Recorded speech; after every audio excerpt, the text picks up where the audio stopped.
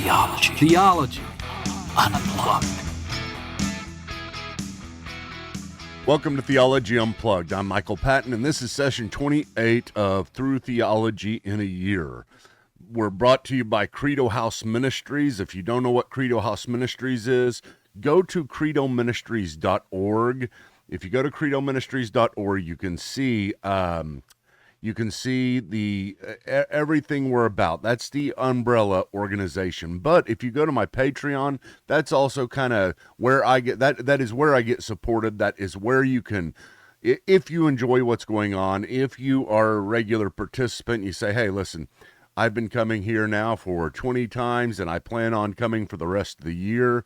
I want you to keep on doing this, Michael. That's the way to tell me you want me to keep on doing this. It's the best way. It's the way I get supported, and I'm not fully supported there, so I have to find other means to make it. I've been in this ministry for 20 years, and I'm trying this new way out, and it's a little bit easier on me than trying to always raise funds, and I'm trying to transfer always just to Patreon. And it's great. I love Patreon. It is so helpful for me. And we've got so many patrons over there, but it's not enough to support me and the entire ministry with everything that goes on with the entire ministry. So please, please, please, I ask you to become a patron. Even at a $3 level, it is helpful, I promise. If everybody that engaged with our ministry was with us at a $1 level, gosh, we'd be able to start the Credo House back up plus 10 others. So please think about that. I understand that a lot of you guys maybe can't do that. It's not even something that is within range, and that's fine. I don't want you to any way feel like you can't be here. You cannot. You can even follow me on Patreon, and I offer a lot of free stuff. And if there's any one of you that ever needs any of the material that I mention here, whether it be the entire program, every course we have, if you are really in need and you say, hey, Michael, I just can't pay for it, I will give it all to you. I promise I will. There's no way I will say no to you. You can even lie to me. If you're into that kind of thing and you're into Christianity, I want to give you these courses because I think it's probably the best thing for you. But anyways, so that is the way to support. Go there to my Patreon. Thank you guys that are patrons. We've got a lot of you out there. There's 300 or so. And there's a bunch of you, about 150, about half of you that are not supporters. If you can at any point, you've been on Patreon for a while, you see what I do, you see how active it is, you see all the blogs I write, you see all the videos I do, you see the multiplicity of stuff that we're doing. Please think about becoming a supporter, a financial supporter. Okay, guys, we are continuing on our the subject of Christian epistemology. That is where we are at today. And in Christian epistemology, we're basically asking the question, how does a Christian come to know truth?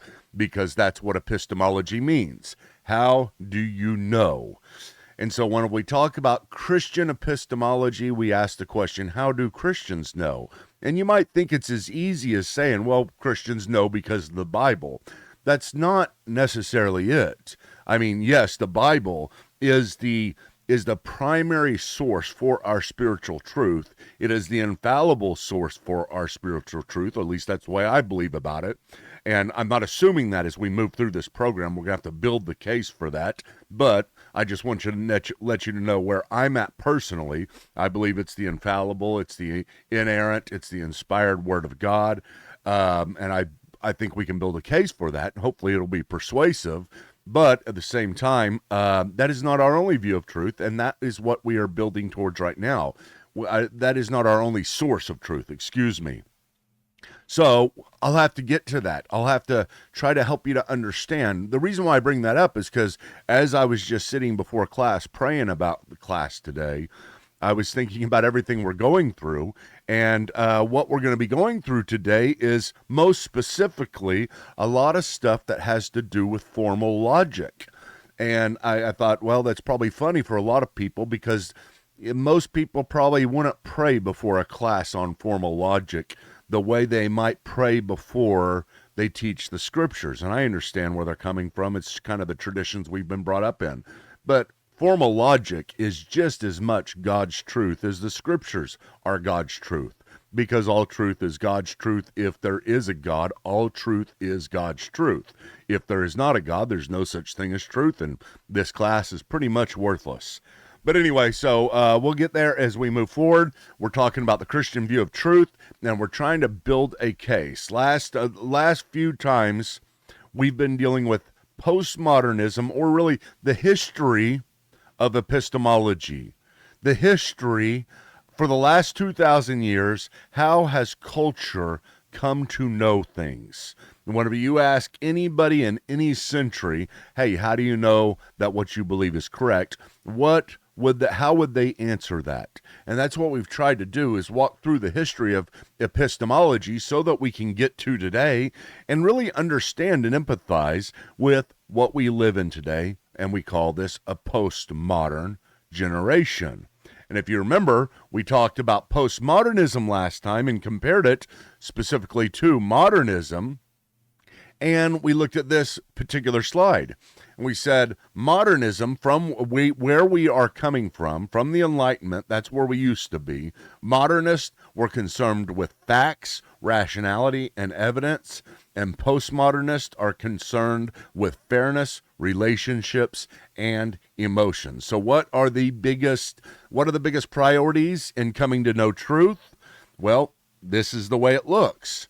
And we ask the question, which one is correct? How do we as Christians take a look at this? Well, is it fairness or is it facts? Is it relationships or is it rationality? Is it emotions or is it evidence? Most of the time, if you're from my tradition, you're always looking at this and you're saying, let's go to facts, let's go to evidence, because that's what we're most prepared for. But at the same time, hopefully we've built some sympathy towards the postmodern condition and the reason why postmoderns are the way they are. Now we're going to have to, instead of looking at it from a history standpoint, instead of looking at the last 2,000 years, I want to zero in and I want to get the exact way, just kind of a formal definition of both postmodernism and modernism, and understand how they would define truth. And so let's start with modernism. And in modernism, we look at this and we say, okay, what is the modern view of truth? The modern view of truth, first, we start with the correspondence view of truth. This correspondence view of truth. And listen, folks, today's a kind of a funny lesson, because as we go through this, you may jump in and think this is something that is highly philosophical. It is something that is, wow, this stuff is way above my head. Here's what I'll tell you, is it's so far not above your head that it will feel like it's above your head. I promise you.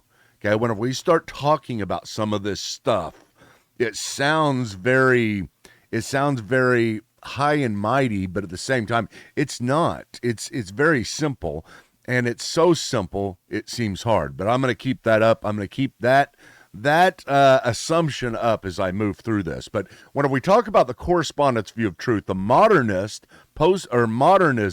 would look at truth and say, truth is an objective reality that exists whether someone believes it or not. That's first. And that objective reality is grounded in nature. So we find nature, natural law. That's where it's grounded at. That's how we know, because natural law tells us these things. That is where we find truth.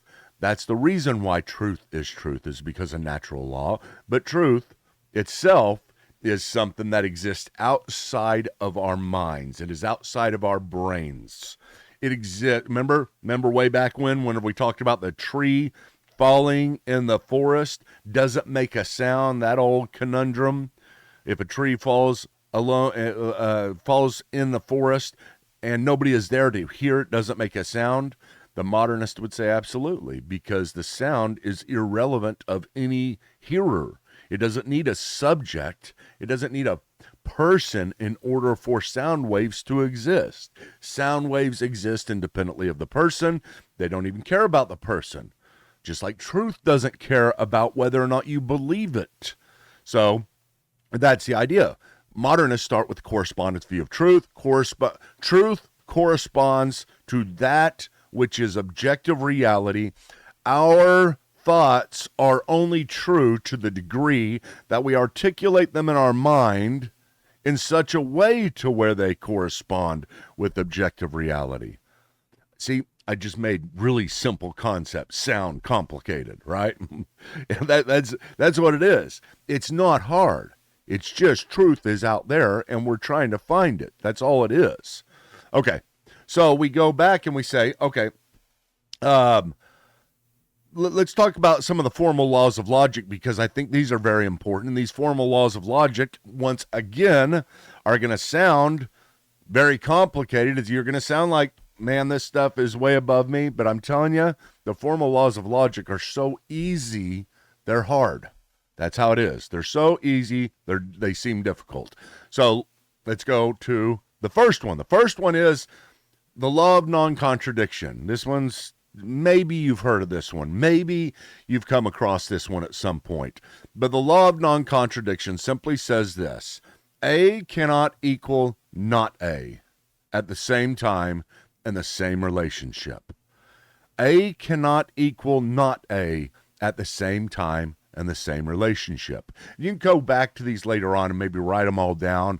Like I said, I've got a lot of this stuff in the theology program at credocourses.com, and you can get all this stuff whenever you become a patron member for free, because patron members at certain levels get everything for free. But we have workbooks that you can get and download PDF workbooks, or you can order the workbooks in a hardback version or a physical version, excuse me. But A cannot equal not A at the same time in the same relationship. What do I mean by that? I simply mean this, that something cannot be true and false at the same time, meaning, of course, they can be true and false if you defining them at different times and in different relationships. If you mean something different, like you could say the sun is risen, I could say that, and I could say the sun cannot be risen and not risen at the same time in the same relationship. You say, hold on, Michael, it can too.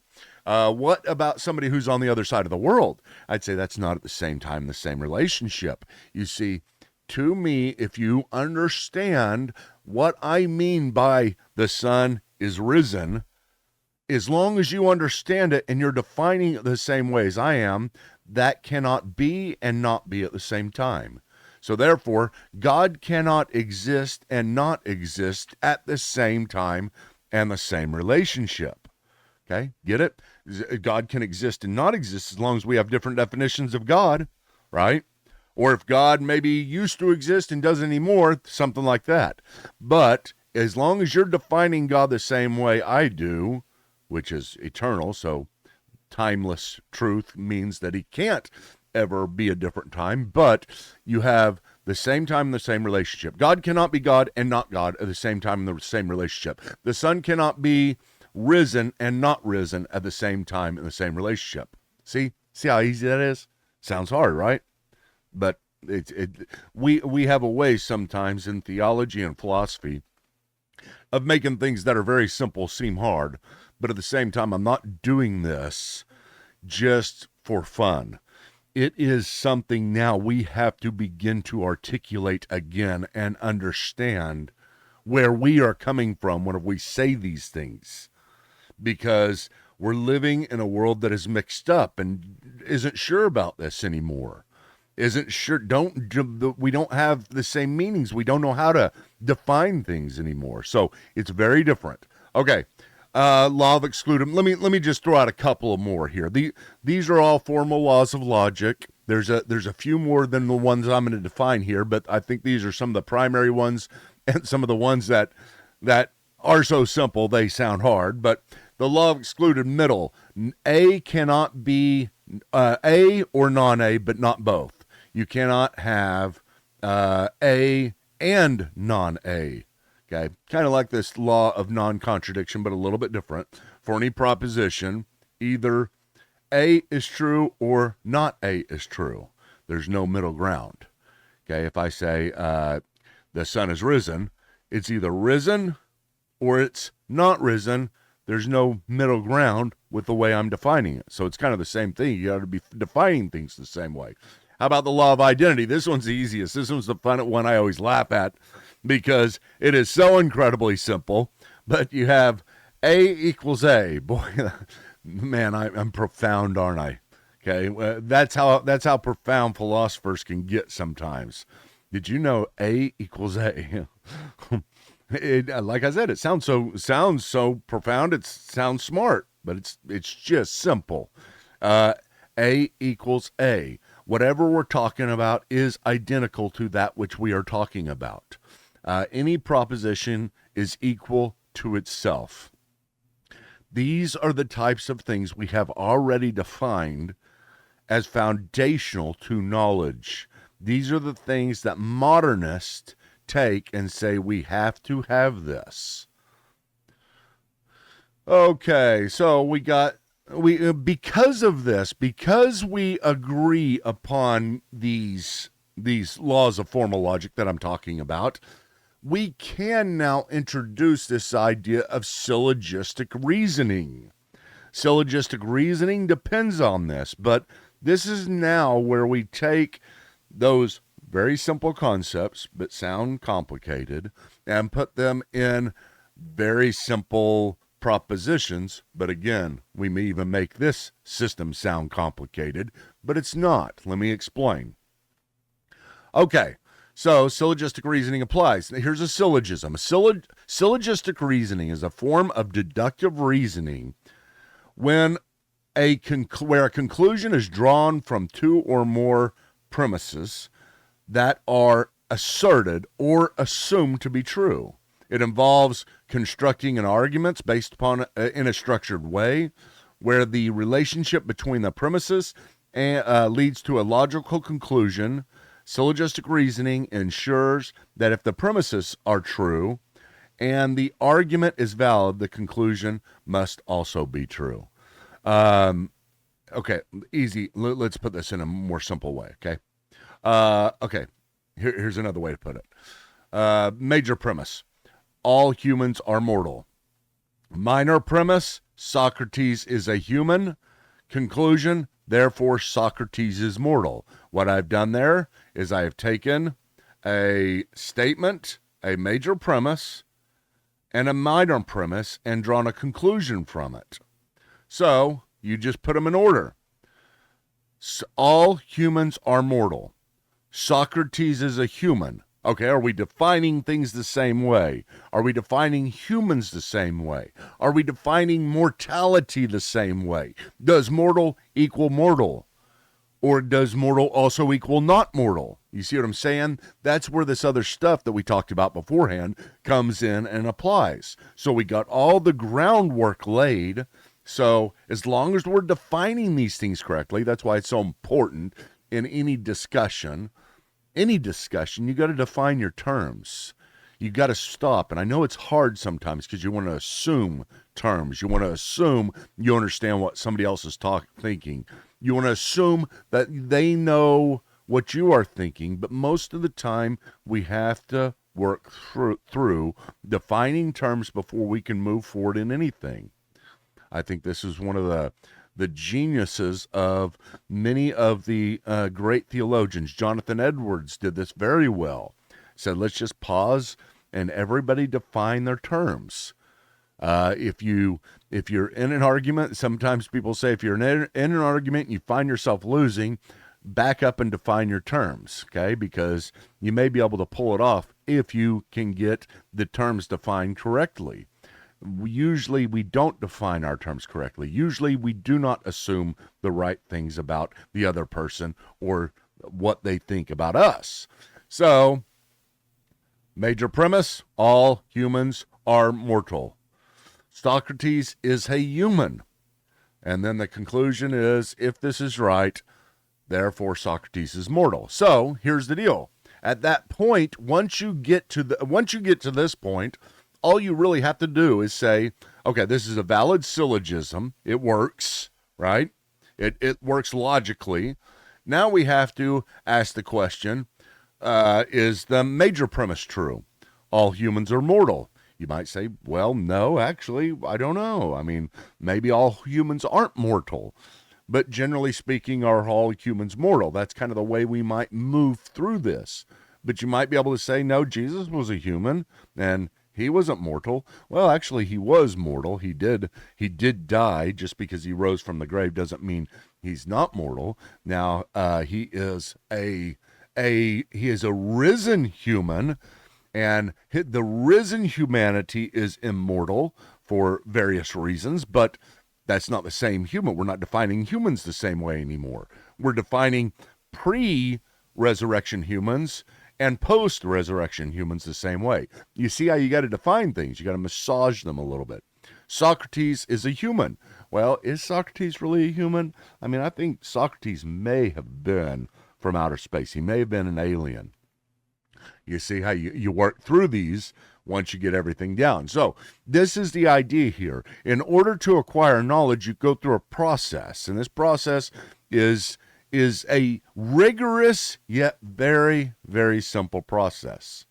But at the same time, it's something we're going to have to back up and figure out why we do things the way we do them and whether or not it is important.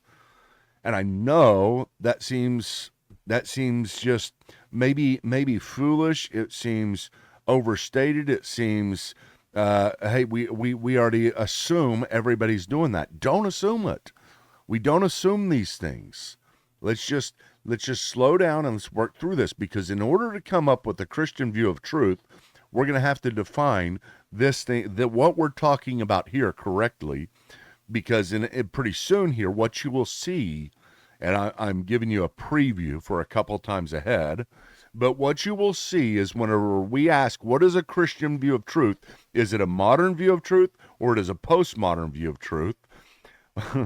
It may not be an either or. So you're going to have to wait for that one. That one's a fun one, especially after what I have said so far. Okay, so now let's go to the next one. Key motto for the modernist is the truth can be known with certainty. That was a key motto. That was the key hope. That was the key excitement. That was René Descartes. That was what we thought we were moving forward as humans. We now finally knew the laws of logic. We didn't have to rely on other people. We had this pre-built. Whatever pre-built it, there was something pre-built within us that was pretty darn cool, and it worked. And that's the reason why you and I can communicate. That's the reason why we usually don't have to go through all of this in order to understand each other. There is a reason why all humans can, as long as they know the same language, they can assume to a certain degree they understand each other, and that they understand what humanity is based upon that. And that whenever you define something as good, and I'm understanding what you mean by that, then I can parallel that in whatever my understanding is, or language, excuse me, and we can assume we have the same understanding.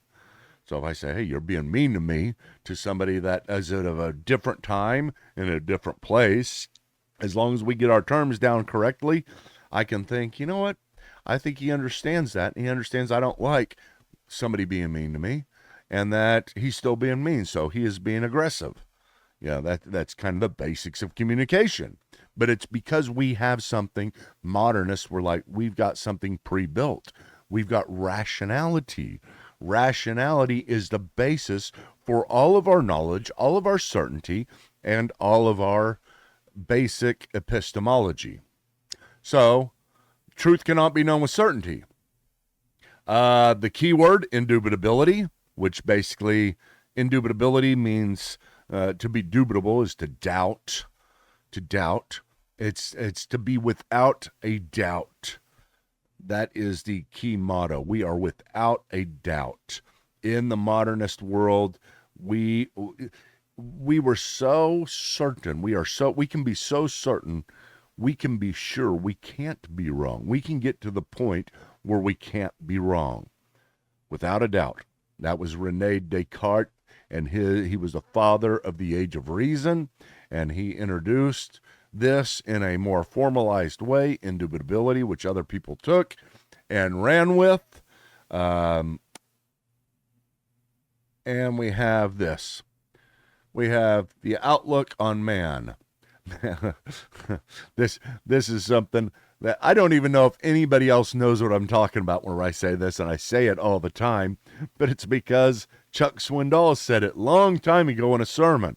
And he said he would, anybody that was he would be talking about that thought that had some pride in them, that thought they were something, he would always say, they think there's something on a stick. If you know the way he would say it, it's just kind of funny. And so I've always thought it was funny. So anytime I think of somebody who thinks something of themselves, they think they're cool, they think they're something great, I say they think there's something on a stick, right? So that's the idea of modernism. We thought we were something on a stick. We think we are something on a stick. Now, what is the postmodern view of truth? I might be able to get through this in the next 3 minutes. I know I've gone a long time with that, but it's a lot easier to build the postmodern view in a formalized way than it is the modern view, because there's so many things that go into the modern view. And I've only covered a few of them. Take a course on logic, take a course on philosophy, and you'll be able to see a more extended version of what we just talked about. Okay, the postmodern view of truth is this. Instead of the objective view of truth, it's the relative view of truth. Truth is a perspective reality that exists in the perspective of the individual or group, and that perspective reality is grounded in time. Of course, because by definition, relative truth is grounded in time. It's grounded in place. It's grounded in perspective. So truth is your truth, and my truth is my truth. So what do we have there? We have the law of non-contradiction does not apply always when it is assumed to create or sustain a meta-narrative. This is a qualification here. I could say the law of non-contradiction does not apply, but that's not really true. I don't know of any Derrida or Foucault or any of the major postmodern thinkers who would say, I don't believe that truth exists. They would not say that. I don't think they could ever say that. What they would say is that we don't believe you can build a big picture meta-narrative on what all truth is and then a big picture story on how we're supposed to view things. Why? Because you don't stand outside of time and you don't have a perspective that has all the information that is necessary to build a meta-narrative, or all the understanding from wisdom to be able to build one, and you are in one time in one place. So everything is built upon where you're at, who you are, what information you have, and it's limited. Therefore, it can't build a meta-narrative. So if you have a big picture view on how things are, if you say, your Christianity is right and these people's religion is wrong, that's a meta-narrative, and you're proposing a meta-narrative, and how can you know? Okay, you see how that goes. That's the more formalized way to look at a postmodern view of truth. So A equals non-A because we don't live in the same or exist at the same time and in the same relationship.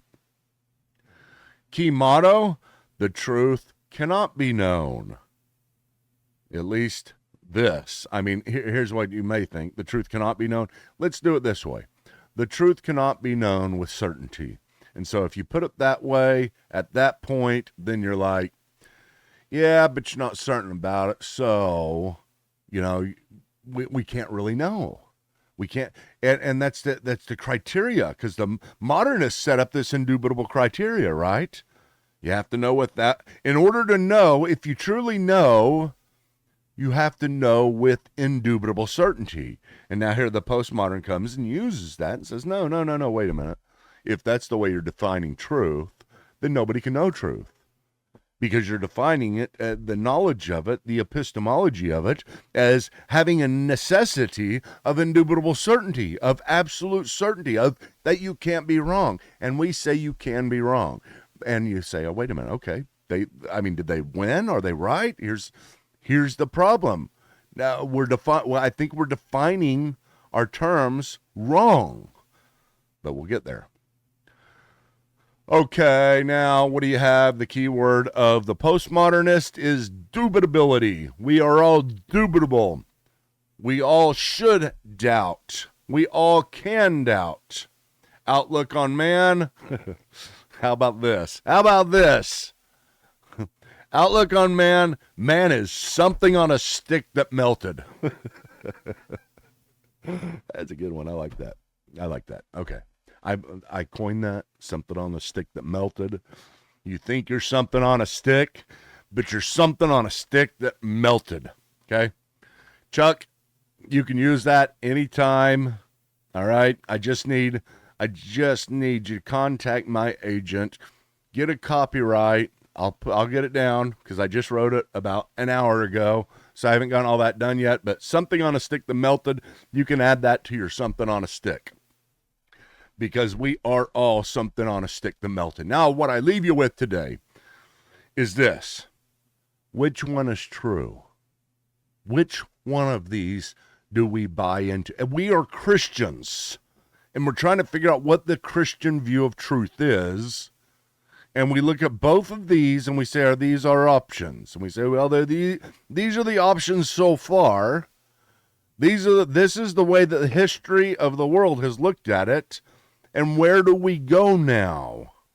As who sang the song? Where do we go now? Where do we go? Where do we go? Whoa. Whatever that group's is. My wife loves that group. I can't remember. 1980s group. Oh, well. Anyway, where do we go now? Guns N' Roses. As Axl Rose would say, where do we go now? We'll cover that next time. Thank you guys so much once again. Thank you for showing up. Thank you for coming to this. I don't know how this perceived. I don't know how it came across to you. As I was preparing this, I was laughing because I was like, this is something that's, it's funny that you have to teach this, but at the same time, we do have to teach this. So thank you guys for showing up. Thank you for being here. Remember, support. This is where you go. If you're getting benefit out of this, please take a picture of that. I guess that's what you do. Take a picture, or just go to patreon.com/CMichaelPatton and become a monthly supporter. Either way, check us out there. And whether you're coming to us on Spotify or YouTube, remember, those of you on Spotify and podcast, you can watch this, because we are not only coming to you live every morning, 9 o'clock Central Time, but this is up and ready to go within an hour on YouTube, edited and everything else. But thank you guys for showing up, and we'll see you next time. Theology